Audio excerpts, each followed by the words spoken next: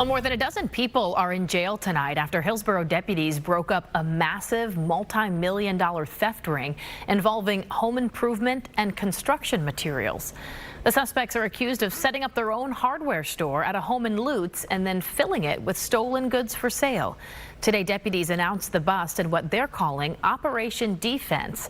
Fencing is a term for selling stolen items through what appears to be a legitimate business. And as Fox 13's Aaron Mesmer shows us, that is exactly what investigators say was happening in this case.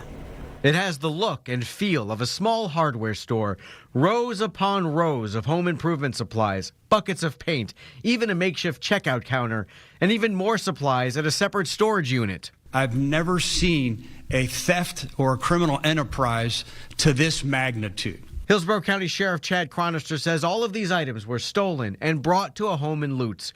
We're told they even named it Save on Construction LLC. This is video released by deputies after they busted the operation. The paint section was here. The electrical section was over there.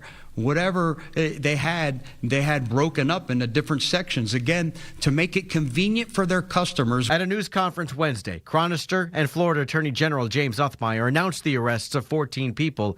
They say the homeowner, Hoover Rengifo, and his family were at the center of the sophisticated theft ring. You had the suppliers, those that were responsible for stealing the items, the transporters, those who were responsible for transporting the items, and then the whole resale operation of how this occurred.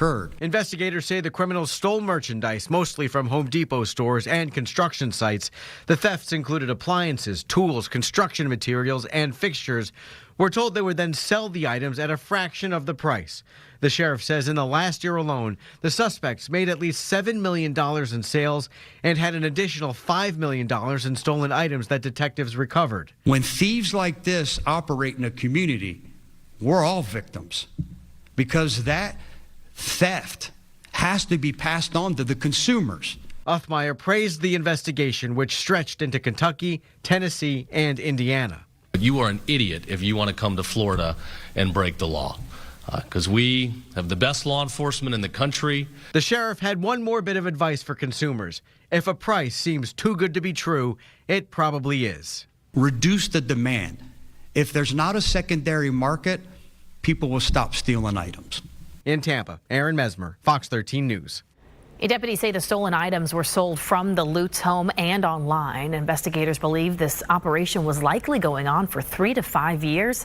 So we're told the total amount of money involved could end up being much higher.